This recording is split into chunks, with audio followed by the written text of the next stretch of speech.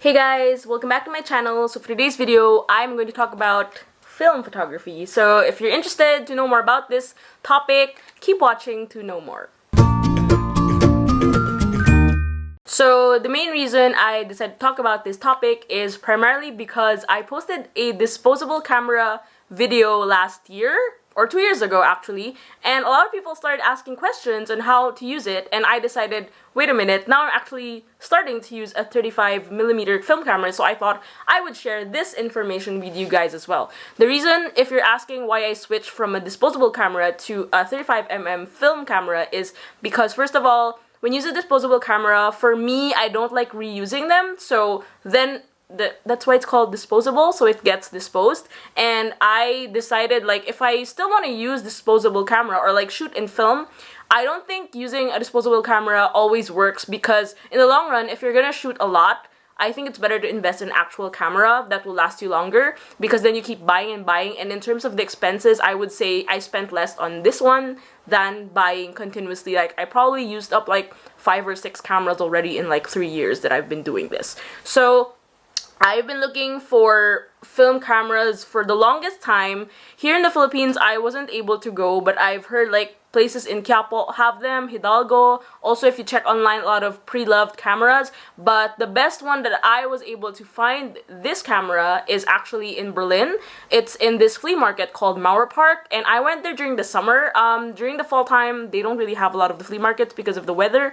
But during the summer, there's a store there that sells a lot of film camera equipment. So not just film cameras, but also the straps. I had this for free. You also have films, batteries, expired films, Polaroids, SLRs, basically everything, and it don't really cost that much. Like, I think I would say I got this for like 35 euros, so it's not that expensive. It's like around 2,000 pesos, 1,800, something like that. And then they also have the film. So this is the one that I always use, so I'm gonna be talking more about that later. And I specifically told the person that I just wanted a really quick, no frills point and shoot one. That's why he gave me this one. And I think I was choosing between a Canon and a Nikon or Olympus, but I was like, I've always been this Canon person, so I got a Canon one. So this is actually called a Canon Sure Shot, and it's 35mm and it's AF. So it is autofocus, meaning you can focus it automatically, and I just switch this button to turn it on. Apart from the camera, you will also need your film. So the one I'm using is the Kodak Color Plus that has, I think this is the ISO 200. So what I like about this is it actually comes out really vintagey and warm. So I'm going to be showing some photos later on. With regards to the gear, I also don't spend that much, because you have to know that apart from buying the camera, you also have to buy film regularly, so it would cost like $5, $6, 5 euros, 6 euros more or less, or 200, 300 pesos for one roll. And at the same time, you have to get it developed, which I'll talk more about later as well. And in terms of the whole scope of it, it's actually quite an expensive hobby, so I also don't use it as much. But also, I think apart from the spending, it's more of actually the whole feeling of being able to not see what you're shooting and just waiting for the photos to come out. That's also always been one of the reasons why I love film very much. And I always tell people, like, I'm such an old soul. I like everything that's analog, and I like the whole idea of things being fleeting and nostalgic. And also, my personal preferences with colors are very much geared into like this certain aesthetic that only film can achieve. That's the reason why I got this. For comparison, in terms of the rate, when you buy a disposable camera in Japan, it's like 1,400 yen, give or take. It's not really specific, but that would cost around like 600 pesos, 600 to 650 pesos, Philippine pesos, or it's like $10 to $12. So if you buy like maybe 5 of those, you'd spend more than actually using 5 rolls here. Also, what else I would say? With regards to the disposable film camera, as much as I still use them sometimes, it's also very light and handy. This is a bit heavier because it has an actual body and it's reusable. The ISO, or the light that comes in for the disposable ones, are actually fixed. Meaning, when you're indoors, it's really require that you have to take photos in flash, because if you don't, nothing really comes out. So I've had a lot of photos when I have my disposable camera developed that has just literally just pitch black. So that's also why using this kind of camera is actually better, because it gets in more light, and if you have a more advanced model, it's easier as well. So that's the reason why I decided to get into this as well.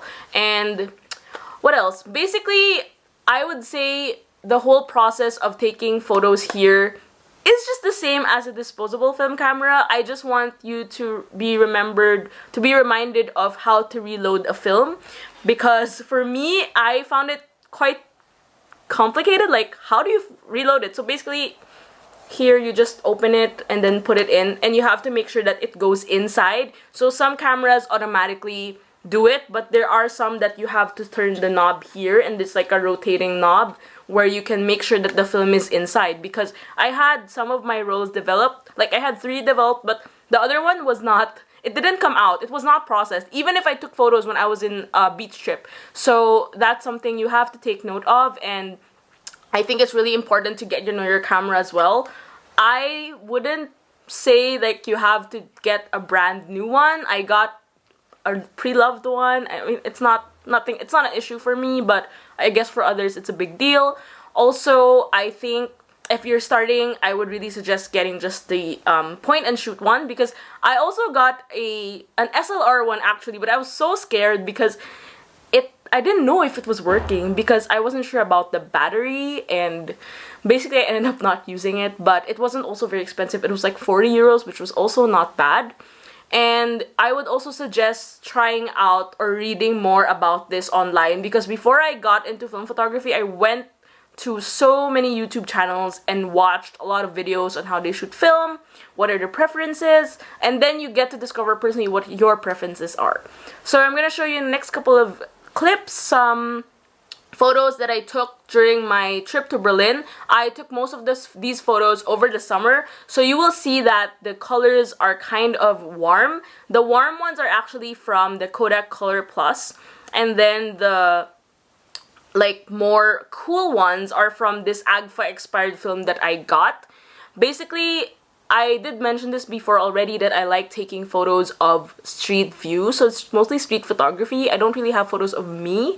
I also like just taking photos mostly in the train, and I think what also helped was the sunlight in Berlin was really, really bright, and during the summer, it's probably the perfect opportunity to take photos. I also took them out to more key places, like we went to the lake. I brought my camera there. I also went to Hamburg for a time, so I also brought it there. I also did commute a lot while I was in the city, so I did take a lot of photos as well. Most of these are actually taken without flash, because I didn't need flash since I was mostly outdoor during the time that I was there, and I did a lot of walking. So I think with regards to walking, it was really also nice to see them actually develop that way. Also, I went to a lot of places that are not just, the streets, but also like bookstores, drugstores, and then I really like the typography in Berlin, so that's what I really focused on with most of my photos. Now, if you're asking where to develop, I would highly suggest looking up where is the nearest Fujifilm store near your place, if we're talking like in terms of Philippine setting.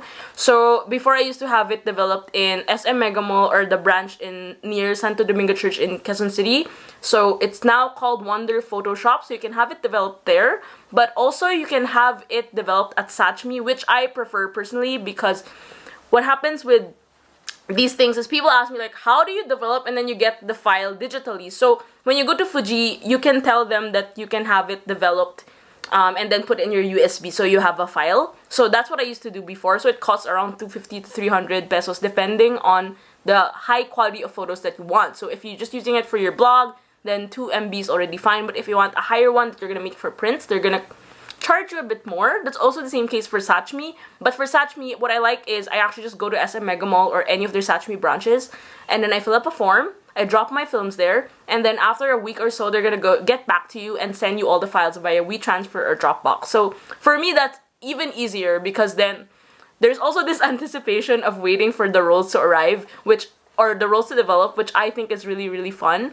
But Also, for Fuji, in contrast, I usually go back the next day, and this is really depending on my schedule also, because sometimes I'm also busy, so I also don't want to like go out of my way and just go there, and they can't develop it in like 2 hours, so it's really it takes time. So for me, sashimi is also much better because I also just leave it there, and then they dispose it, and then I don't have to think about it, and you're just anticipating for the actual photos. And then when I get an email, I'm like, oh my gosh, the photos are also here, and it's nice to review them from time to time.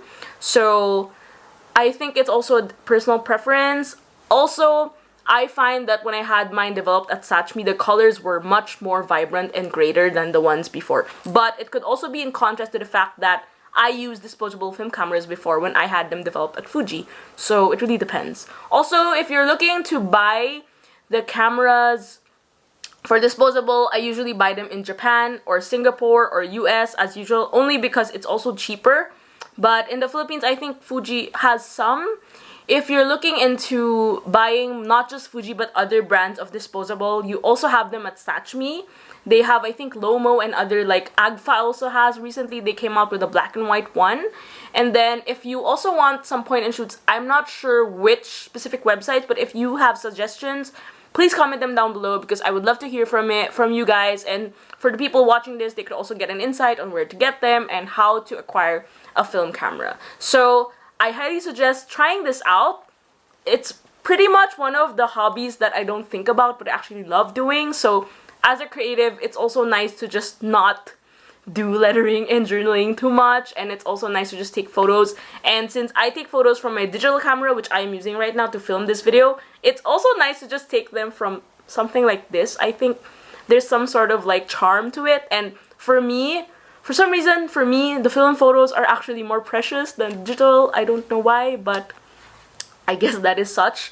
So yeah, that's it for this quick video on how to use my 35mm camera. I will definitely take it out more for future travel, so if you want to learn more about this, I will also link down below my disposable camera video, which apparently has 100,000 views right now, so I'm kind of like shocked, but thanks guys, and I will definitely share more about my analog adventures real soon. Thanks for watching this video, and I will see you guys on the next one. Bye!